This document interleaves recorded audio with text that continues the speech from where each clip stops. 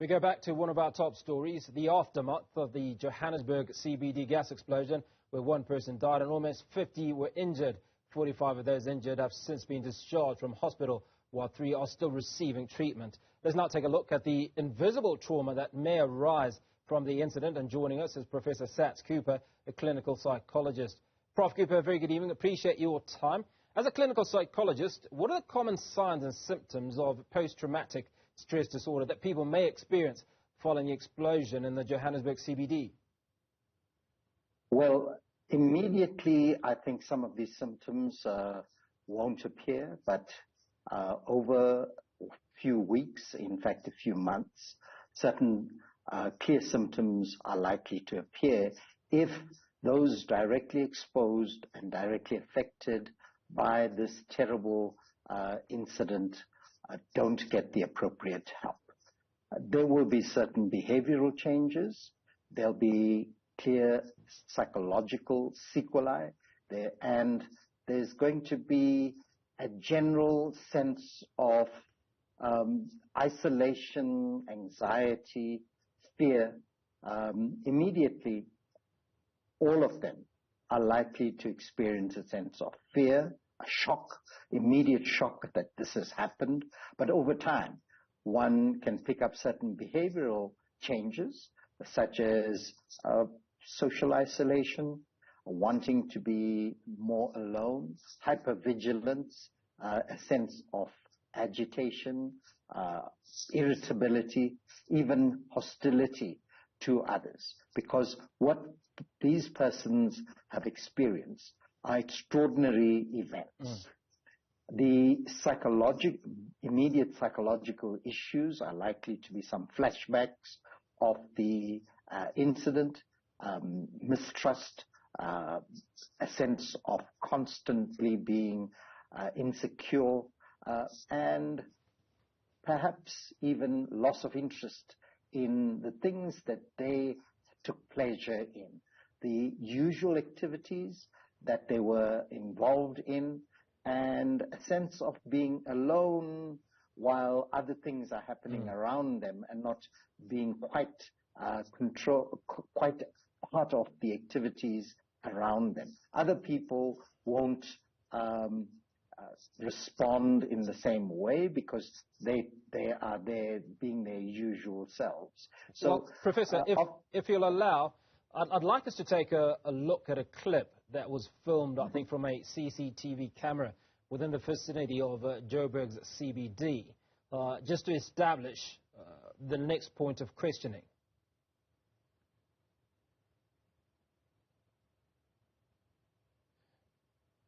Now, what we can see there is a gentleman who's running in the one direction, obviously running towards the camera. He stops there when he sees people running the opposite direction. He then starts running the opposite direction. Moments later, he returns and goes back where he'd come from.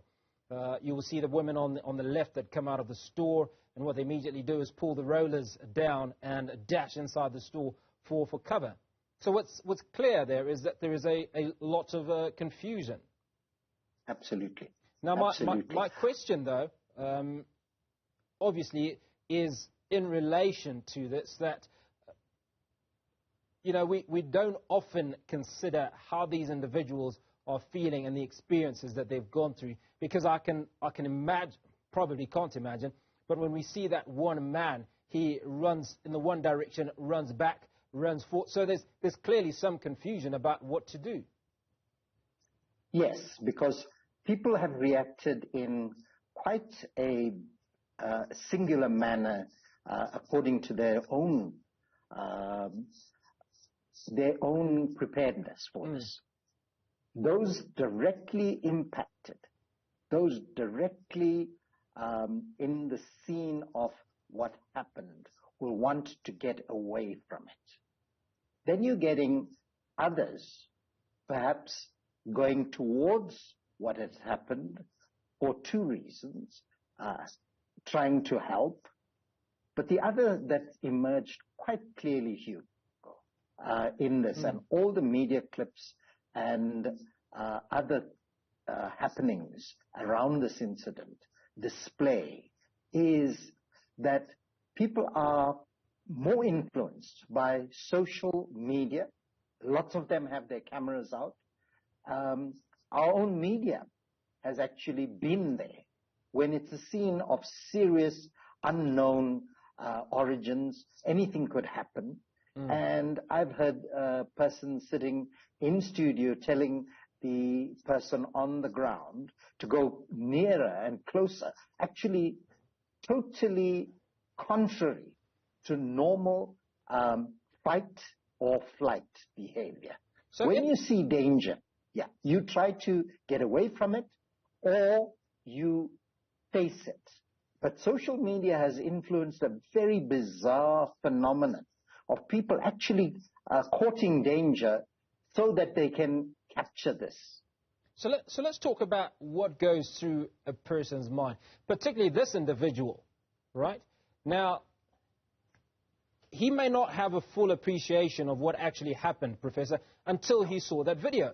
And in that video, once he sees it, he sees that he escaped death by a whisker, right? Now, Absolutely. I would probably be in tears. I may never go to CBD again. I may hide myself. But what goes through an individual's mind, and how do they recover from something like this if they don't go for any post-traumatic counseling, if you will, post-trauma counseling? Well, I think, there's enough help available. There are enough helplines available. There are enough psychological support services available. And to address the city management, our disaster management response people who, some of whom were good, but others were shabby in how they dealt with it. I think that they need to bring in the best help we can get to ensure that persons who experience this extraordinary event don't experience the kinds of symptoms that I mentioned earlier and don't continue to suffer those on a long-term basis. Because beyond 3 months, when the symptoms start showing themselves and they can get embedded if not dealt with, all of these can result in general disconnection from usual happenings, disconnection from self, disconnection from others, detachment, mistrust, severe anxiety, and taking, as I pointed out earlier, loss of interest in the usual things they were used to finding pleasure in, insomnia, nightmares. All these are likely to happen, and they can happen in different ways depending on the individual makeup, the growth of that individual, the patterns of culture and holding behavior and support that they have in the environment. So a lot of this can be avoided if the city, its management, and other important people who ought to take responsibility for the treatment of the persons directly impacted do the right thing. Now, Professor, there's something called trigger, right? Where, for instance, an individual will, a week down the road, the next day, hear a balloon pop, and all of a sudden they shut down because of this memory. I remember as a young boy driving across a bridge and seeing a bus that had crashed into a bridge, and another vehicle had gone over the bridge. So I had a phobia for bridges for the longest time. What are some of these likely triggers, and how do those of us around these people identify that they are triggers? Well, in this case, and because it's gotten such instant social media attraction, and people put themselves in danger to take some of these because they wanted to be seen to be there against all human instincts, the social media phenomenon has actually begun to influence our behavior now. I think that all of these kinds of triggers are going to be when they see things, hear things that remind them, even remotely, of that terrible happening that was the explosion two days ago. It'll be individual. You had a phobia for bridges. Others will simply respond to an exhaust backfiring if it's a car crash. You can respond to certain sounds, certain images that remain directly in your consciousness, or are you pushed back into a semi-state of consciousness, in the nether regions of your mind. Those can trigger certain behaviors like irritability, agitation, fear, hostility, anxiety, mistrust. All of those things are likely to happen if you get a trigger, and the trigger you don't recognize that is what is happening. And that's why it's important. Social media now can actually help these individuals by putting out what are the likely behaviors. What are you likely to experience? What are you likely to experience in terms of your mood changes, in terms of your physical responses, in terms of how you behave with other people, how you interact with yourself, and so on. So social media, as I pointed out, is going to change reactions to a lot of these conditions, but they can play a very positive role by putting out what are those symptoms so that it accompanies whatever you're tweeting, whatever you're posting, whatever you're sending out there. Now, Professor, in your experience, how can employers and organizations assist individuals that witnessed or were part of this disaster that we experienced a couple of days ago? Well, for the last 30 years or so, our companies, including government, all have employee assistance and wellness programs and so on, most of which actually don't work. But this is the time when all those companies out there doing that work need to be proactive, need to be able to interact with the employees, and there were many.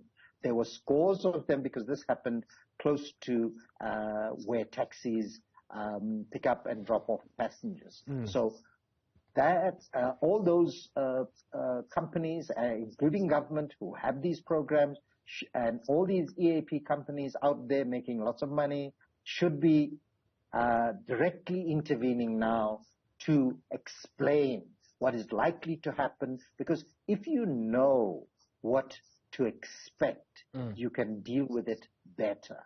And then if you're still struggling, you then need to go into direct therapy. You need to, probably in the workplace, you may have a few people who come from the same workplace or in the same household, etc. They can be helped in a group situation so that others around them can also understand their symptoms and help them to cope. Because other people may not experience the same things you experience, for instance, when you experience the phobia.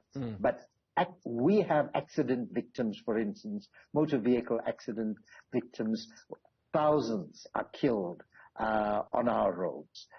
Thousands are injured, and so on. And we tend to forget that people experiencing that, people impacted directly and indirectly, suffer these traumatic symptoms. So I think it's time that our media, both the conventional media and other electronic and social media, should start to do the right thing and explain the events that are happening. And many of these are happening in our country in a variety of ways, like violence, other kinds of violence, other behaviors that we get shocked by and then become accustomed to and then start cutting off. Each of us tends to carry the wounds of what we experience for a long time. And in many ways, our psyches are fractured. We're not a society that is normal. When we experience further abnormality like this horrendous incident, we need to take great care. Professor Saths Cooper, appreciate your time, clinical psychologist, speaking to us, unpacking the issues around the trauma that possibly many of those victims or many of those individuals that were witnessed that tragedy, the Johannesburg CBD explosion a few days ago, might experience. Appreciate your time this evening.